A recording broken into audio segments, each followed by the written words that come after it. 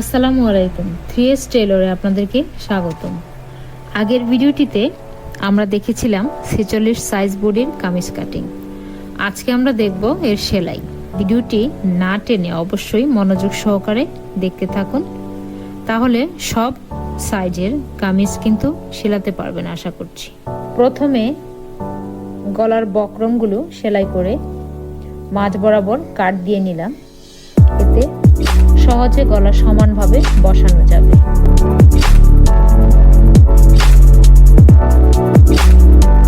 এবার জামার সোজা পৃষ্ঠে গলা সেলাই করে বসিয়ে এর চারপাশে এমনভাবে সেলাই করব যেন সেলাই বক্রমে কোনোভাবে না লাগে।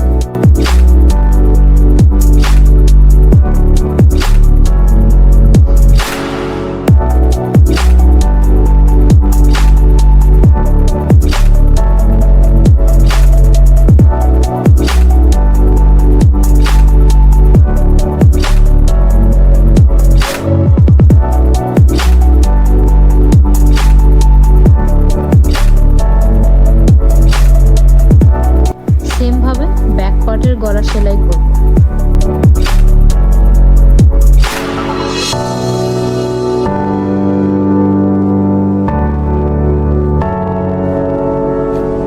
এবার কাঁধ সিলিয়ে নেব।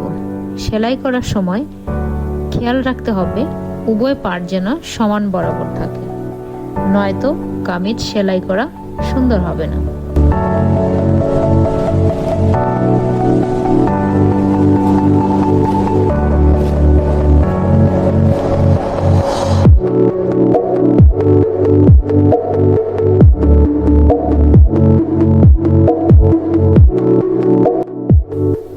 কাটিং করার সময় বডির জন্য যে মার্ক করে দেওয়া ছিল সে অনুযায়ী বডির উভয় পাশ সেলাই করব এবং বারবার মিলিয়ে দেখব দু পৃষ্ঠের কাপড় যেন সমান থাকে, কোনোভাবেই যেন নিচের অংশ কিংবা উপরের অংশ পরস্পর থেকে সরে না যায়।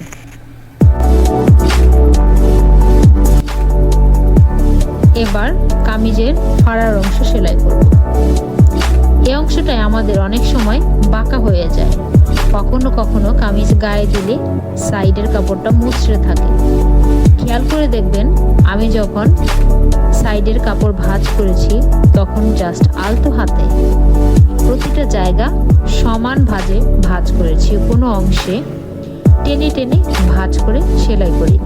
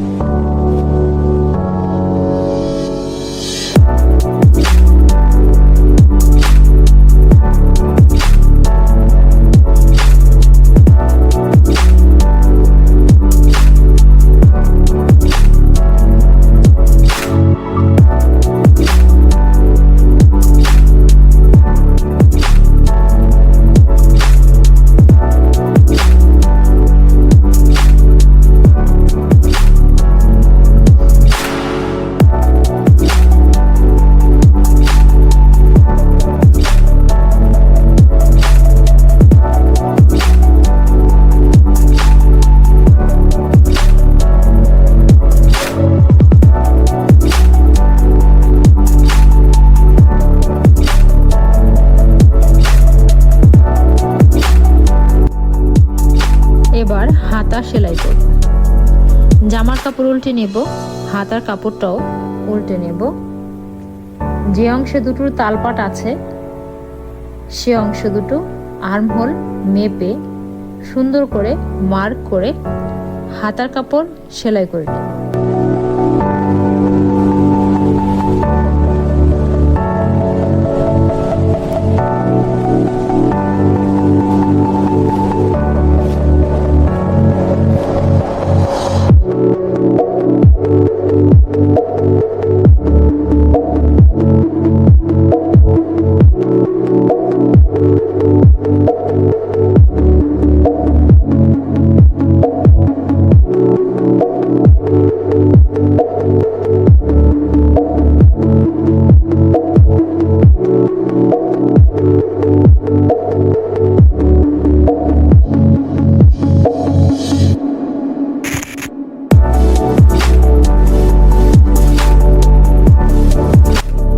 সেলাই করার সময় কাঁধের অংশ ও আর্মহোলের অংশ খেয়াল করে সে অনুযায়ী বারবার মেপে দুটো হাতায় সেলাই করে নিন।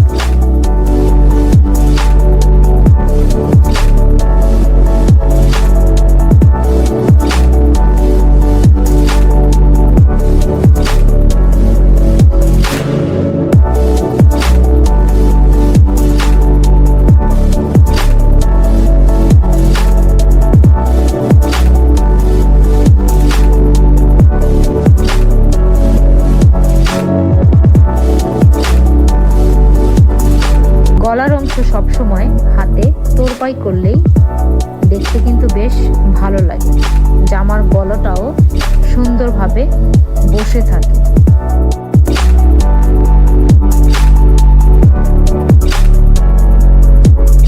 এবার ভালো করে আয়রন করে নিলেই অল ওকে।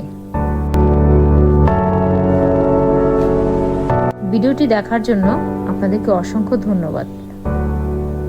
চ্যানেলটিতে যদি নতুন হয়ে থাকেন তাহলে অবশ্যই সাবস্ক্রাইব করবেন এবং বেল বাটনটি অন করে রাখবেন, তাহলে খুব সহজেই আমার নতুন ভিডিওর নোটিফিকেশন আপনি পেয়ে যাবেন।